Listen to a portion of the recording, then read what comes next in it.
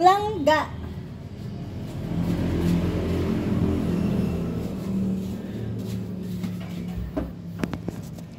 So lang. Ito yung convert na siya. So lang gamay na kayo.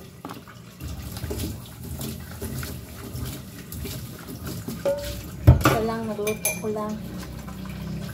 Okay, lunch na lang. Para sa akong anak lang.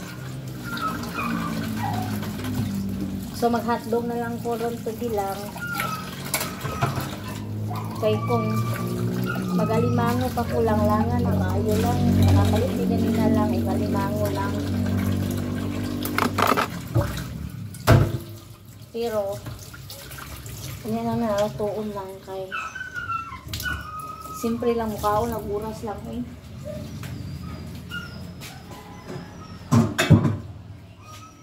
So, nara akong alimango lang. Nakita na ko ninyo kung asa nagbitay-bitay akong alimango. Wala lang.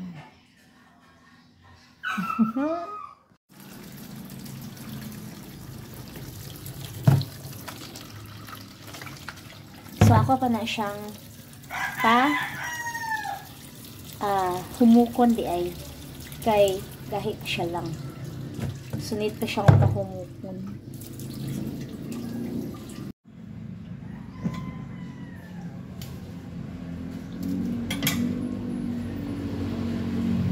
Kalang trabaho balay lang.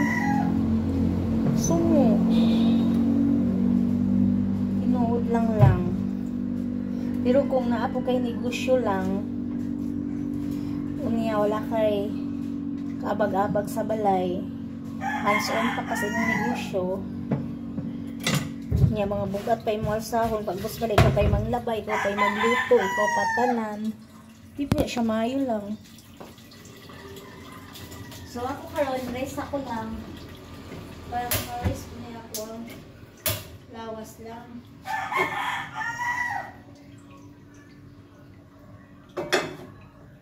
Pero lamig gid ka. Kung manigusyo.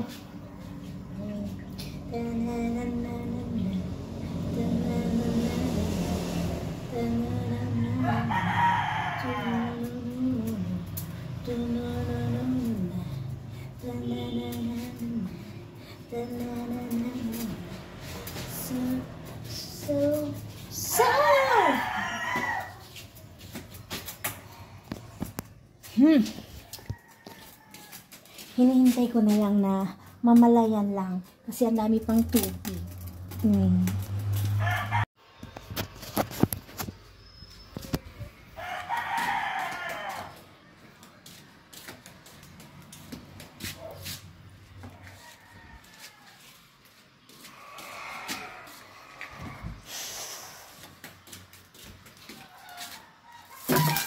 Alam mo lang, sa buhay lang, para maging masaya ka kahit gaano pa man kabigat yung mga problema ninyo, kahit sobra pang crowded yan, pero alam mong may nagmamahal sa'yo, may makakausap ka sa tuwing gabi, may yung ulo mo masasablay sa braso ng asawa mo, yung parang siya ang energy at lakas mo. Pero paano kung wala? Kung wala na talagang mga affection, wala na talagang mga plinky-plinky. Kasi kung gagawin mo yun, hindi naman uubra sa kanya at hindi na niya feel. Yun, kailangan talaga yun eh. Yung parang ikaw na lang ang lumalaban. Lumalaban ka yun sa loneliness. Lumalaban ka sa ngawa kasi magkinabuhi ng iyong nana. Lumalaban ka talaga. Walang cooperation. Dapat may cooperation.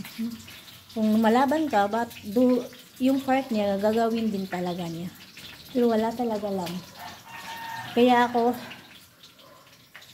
ako malulos down talaga. Malulos of energy. Kaya ganun ako. Akala ninyo, I am good. But actually, pina-fight ko yung mga ganong mga bagay mo, mga ganon na pangbabae na mga pakiramdam sa buhay. So, kailangan talaga natin yan lang eh. Yan kung saan ko ilalagay ito.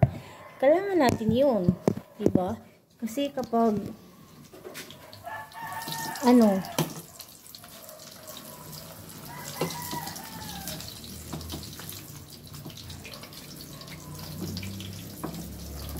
kapag nanghihina kayo, yung lakas natin sa asawa mo, gano'n, sa isa't isa niyo, lakas yun yan, dating niyo yan.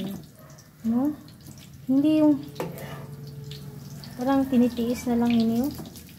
Nakakapagod din yan, panghina ng loob. Hindi naman ako napagod kasi yung pagod kaya namang i-relax, pero yung feelings, hindi kaya i-relax yan. Kailangan talagang madama mo yan, yung mga changes na kung ano yung gusto mo, na clingly ba, anong affection na gusto mo. Mga langgay di yan kaoihan, it's normal, kaya nga nag-aasawa. Kaya nga ganyan ay steady kayo. Kasi mahal nyo ang isa't isa. Kapag hindi na, hingi na lang ako ng kakaunti-kaunti dito sa anak ko.